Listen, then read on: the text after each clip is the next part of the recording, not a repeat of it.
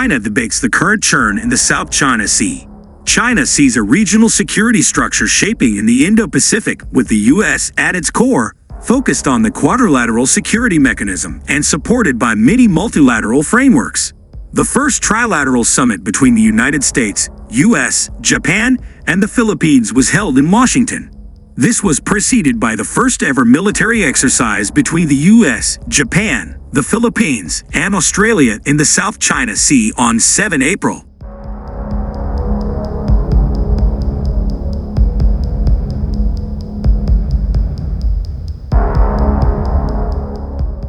Not very long ago, in September 2022, the U.S., Japan, and the Philippines held the first trilateral defense policy dialogue and decided to deepen cooperation in areas such as maritime security, humanitarian relief, and disaster response.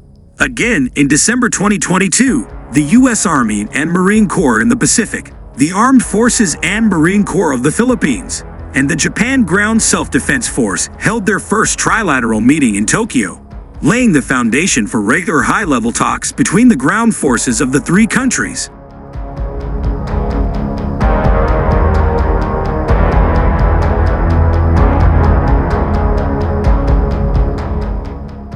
In June 2023, the heads of the national security agencies of the U.S., Japan, and the Philippines held the first trilateral security dialogue, marking a new level for the security cooperation mechanism between the three. In July and September 2023, the foreign ministers of the three countries met for the first time to advance cooperation on economic security, development, humanitarian assistance, maritime security, and defense. In September 2023, Japanese Prime Minister Kishida, Philippines President Marcos, and U.S. Vice President Harris again met to further deepen trilateral cooperation.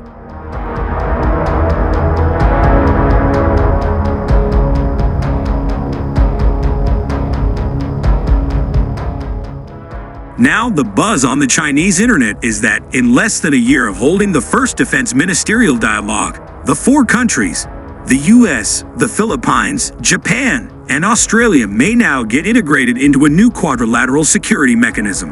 The rapid development of the trilateral ties between the U.S., Japan, the Philippines, and the linking of the South China Sea-East China Sea dispute and the Taiwan issue has set the alarm bells ringing in Beijing.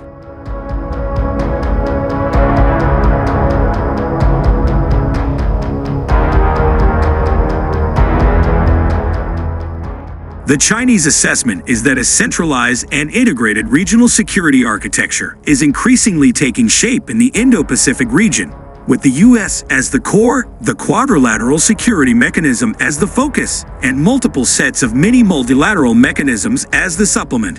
Hu Xin, assistant researcher at China South China Sea Research Institute, in an article in theguanxia.com, argued that in recent years, the U.S. alliance system in the Indo-Pacific region has undergone important changes.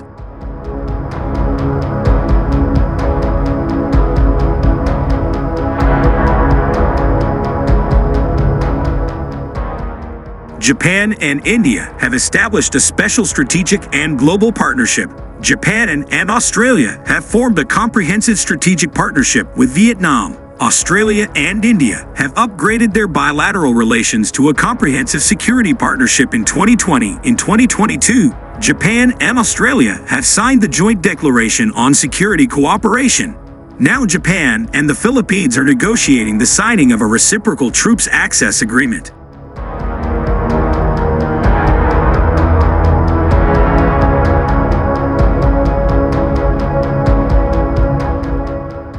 The U.S. alliance system is also undergoing an outward expansion in terms of involving non-resident nations in regional affairs and incorporating issues beyond the traditional security and defense domain. For example, it is noted with concern in Beijing how the United Kingdom, France, and Germany have been made a party to the Indo-Pacific politics by encouraging them to establish 2+2 dialogues with the countries in the region, deploying warships or taking part in high-level military exercises, etc.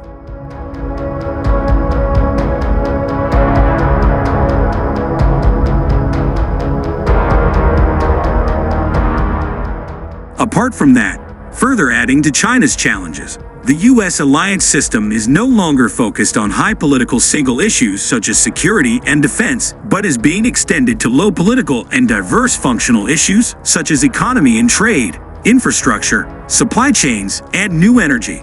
This cross-disciplinary nature of the mini-laterals, Hu Xin highlighted, has been further enhancing the intensity and expanse of the U.S. desensitization/decoupling from China strategy.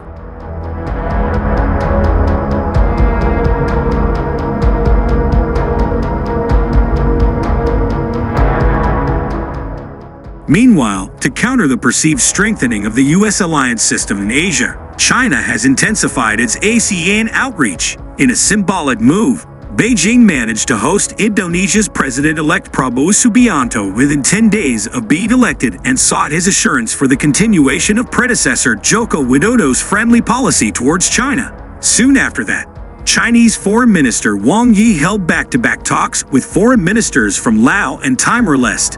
Wang Yi will soon start a 6-day visit to Indonesia, Cambodia, and Papua New Guinea. The hope is to use China's significant influence on certain AEA members to restrain the Philippines.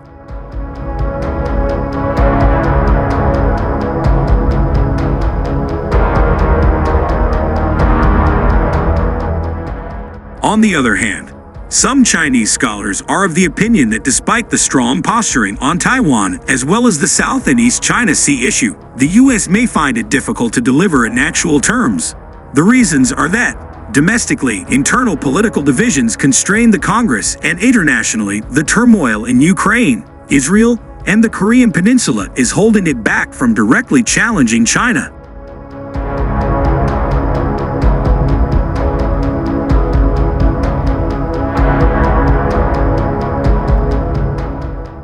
Instead, the U.S., they argue, will be forced to send Treasury Secretary Yellen or Secretary of State Blinken to keep the talks going and eventually accommodate China's aspirations to a certain extent. Thirdly, the Chinese side is also hopeful that the uncertainty associated with a possible Trump 2.0 administration may eventually reverse the Biden administration's gains so far in terms of strengthening the U.S. alliance system and thereby indirectly benefit China.